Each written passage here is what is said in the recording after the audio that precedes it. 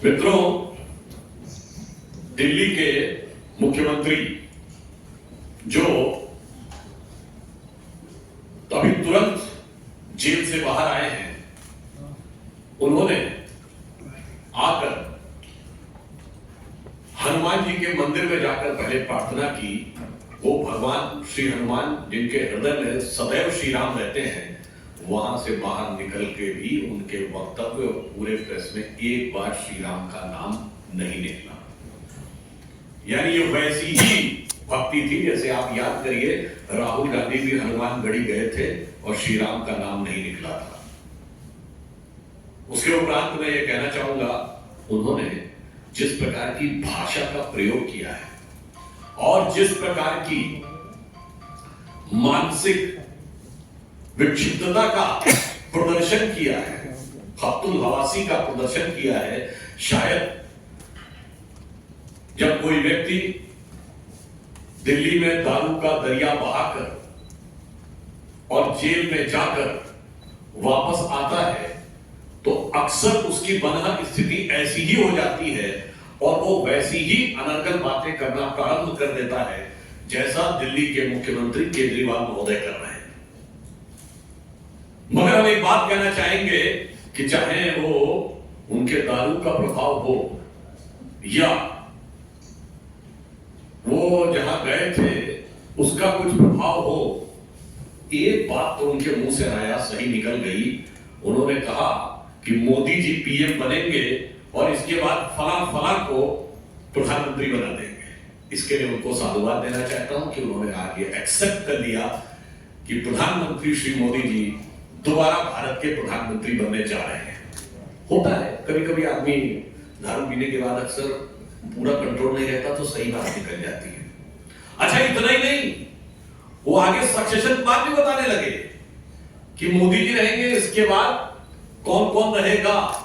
यानी आने वाले लंबे समय तक भारतीय जनता पार्टी के प्रधानमंत्री रहेंगे, ये तक बताने वाले ये ना बता पाए कि जब वो जेल में थे तो प्रधानमंत्री के बारे में बातें करने वाले खुद मुख्यमंत्री के रूप में जेल में थे और ये ना बता पाए कि उनका सक्सेसर कौन होगा। सोचिए, यहां तो इतनी लंबी लंबी बातें बता रहे हैं और खुद किसी भी एक व्यक्ति के बारे में वो ये नहीं बता पाए कि कौन रहेगा।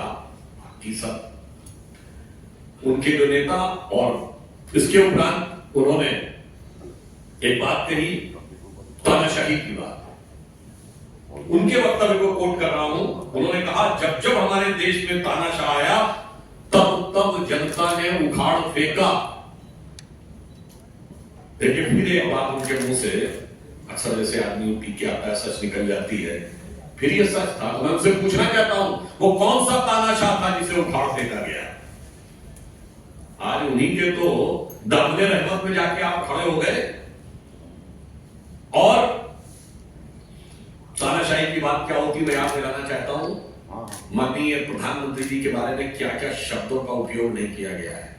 कब्र खुदेगी, मौत का प्रकार, बोटी बोटी काट डालेंगे और अनेक प्रकार के जाति सूचक अपशब्दों का प्रयोग किया गया। इसके बावजूद वो सभी नेता जलवाए जलाल से घूमकर हम लोगों को अभी तक अपशब्दों का प्रयोग कर रहे हैं। यहां तक कि मौत के प्रकार तक बता दिए गए, हिटलर की मौत तक बोल दी गई। केजरीवाल महोदय, तानाशाही ये होती थी कि मजरूर सुल्तानपुरी ने केवल एक आर्टिकल लिख दिया था नेहरू जी के खिलाफ कि आपकी कार्यशैली में हिटलर की झलक दिखती है तो आप हिटलर के चेले लगते हैं।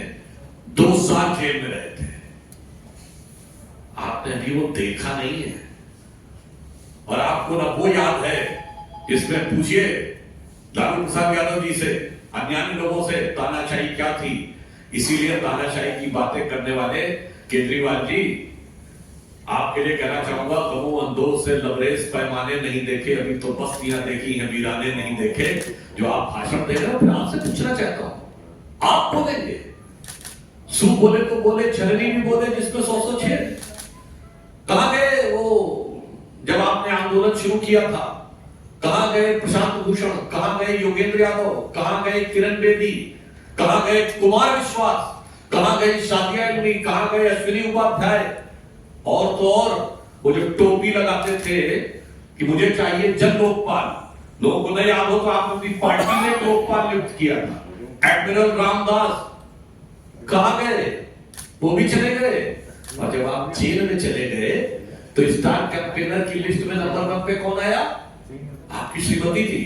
न पार्टी का कोई पदाधिकारी, न पार्टी का कोई मंत्री, न पार्टी का कोई विधायक। तो मुझे लगता है, और इन सब लोगों ने केजरीवाल जी के तानाशाही रवैये के बारे में बाहर आके बताया। वो आशुतोष जी, पत्रकार, कितनी लंबी फेहरिस्त है, इतनी लंबी फेहरिस्त है कि गिनाते गिनाते मुश्किल हो जाए। परंतु एक गंभीर बात भी मैं कहना चाहूंगा, माननीय सुप्रीम कोर्ट से जिन शर्तों पे ये हैं, सोचिए, ऐसे व्यक्ति, बड़े बड़े अपराधियों से भी ये नहीं कहा जाता है कि लाइव लोकेशन शेयर करके रखिएगा।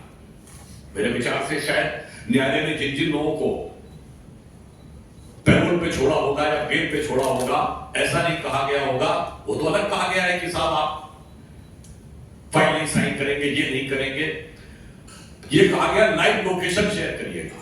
और सर्वोच्च न्यायालय ने अपने जजमेंट में बहुत साफ कहा है कि मेरिट के ऊपर वह ये निर्णय नहीं कर रहे हैं।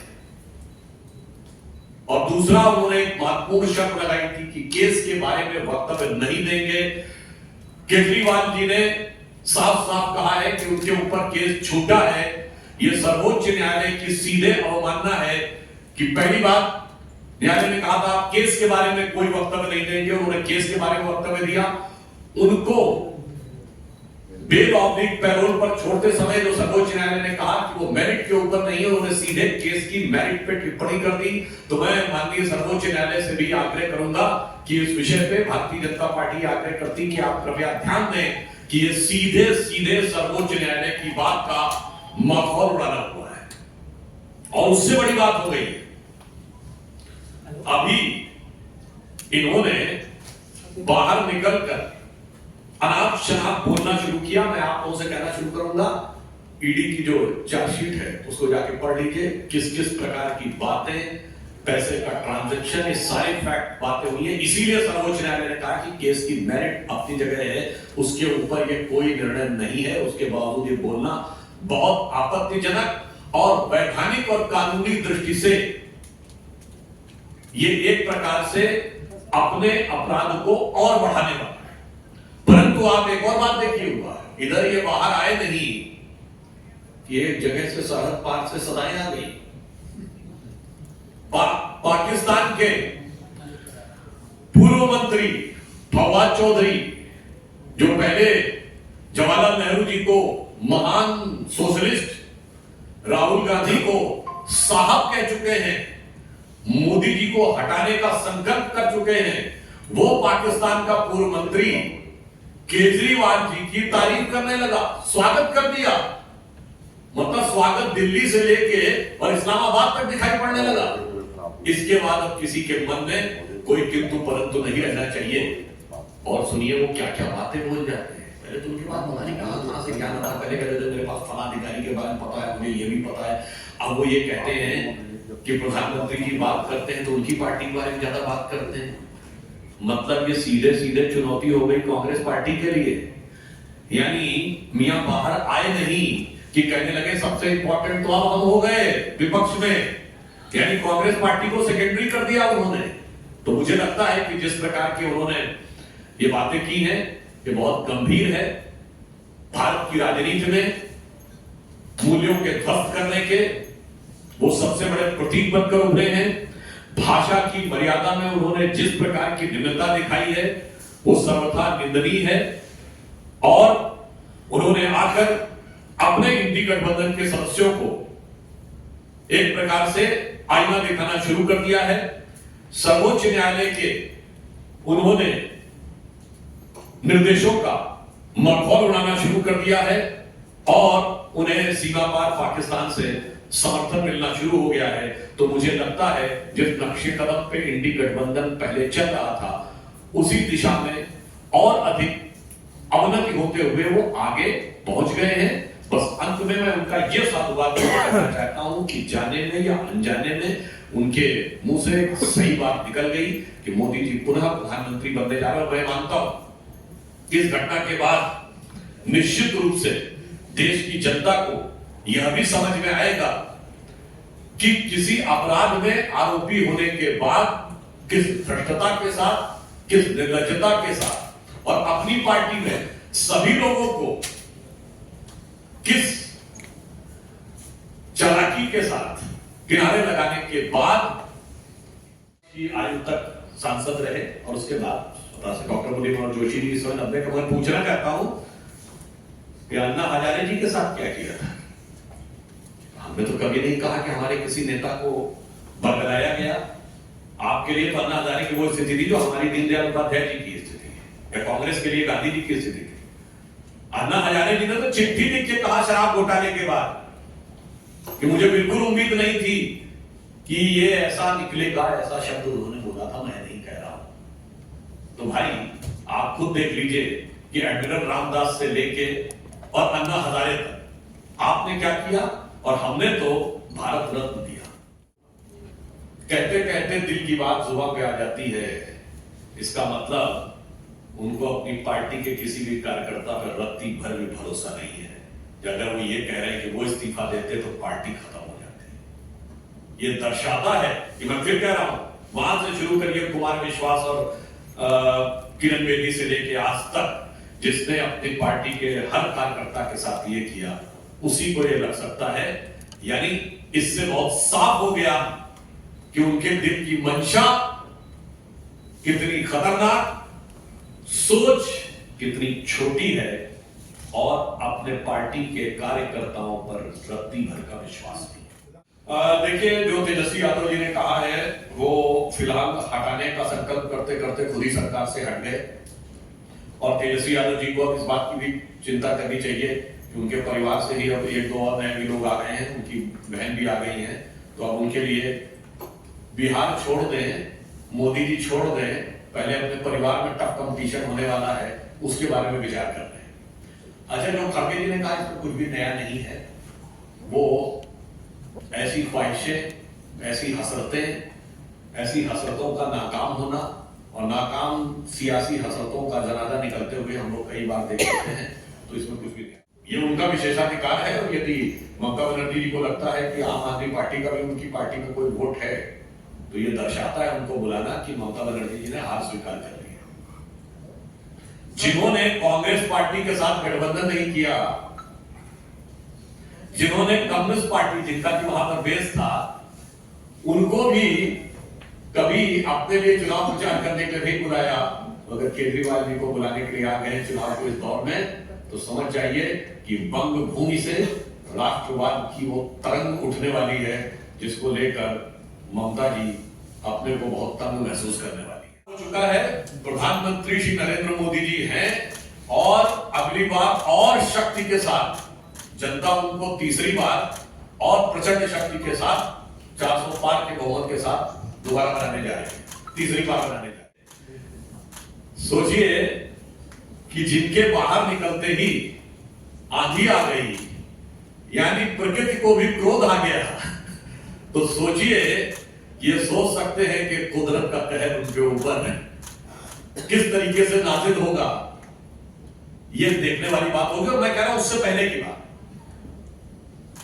दिल्ली की जनता और देश की जनता, उसके मन में एक आक्रोश है और यह आक्रोश की आंधी है कि पहले तो उन्होंने नई राजनीति का जो स्वरूप दिया था उसको कितना विद्रूप कर दिया, कितना डिस्टॉर्ट कर दिया। उसके बाद उन्होंने भ्रष्टाचार करके जेल में जाकर पद नहीं छोड़ा। उसके बाद प्रधानमंत्री जी के बारे में तमाम अपशब्दों का प्रयोग किया, चलिए कोई बात नहीं, और बाहर निकल के आपने सर्वोच्च न्यायालय की बात का माहौल उड़ा दिया। मुझे लगता है उन लाइट बातों से ज्यादा बढ़कर ये गंभीर सवाल है और इसका गंभीर जवाब चुनावों में दिल्ली की जनता देगी। साल आगे की बात की है और 10 साल में उनके हालात क्या हो गए हैं।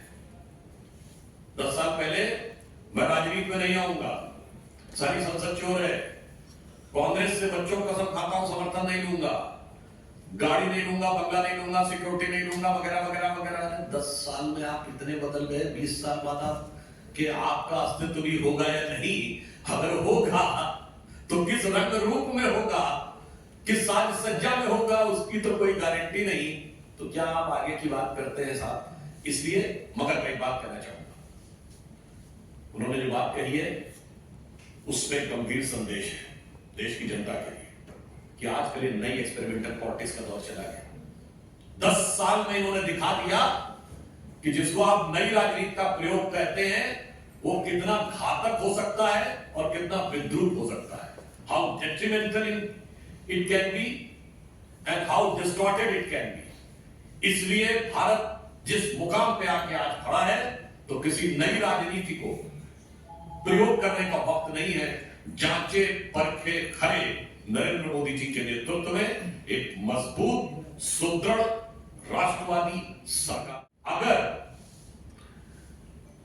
ये कह रहे हैं कि 220 से 230 सीटें आएंगी तो दुगना तो कर ही लेना चाहिए, क्योंकि वो जिस हिकारत के साथ, जिस नफरत के साथ भारतीय जनता पार्टी और मोदी जी के बारे में बोलते हैं, अगर वो इतना बोल रहे हैं तो आप लोग अपने विवेक से अंदाजा लगा सकते हैं कि हमारी सीटें कितनी आएंगी।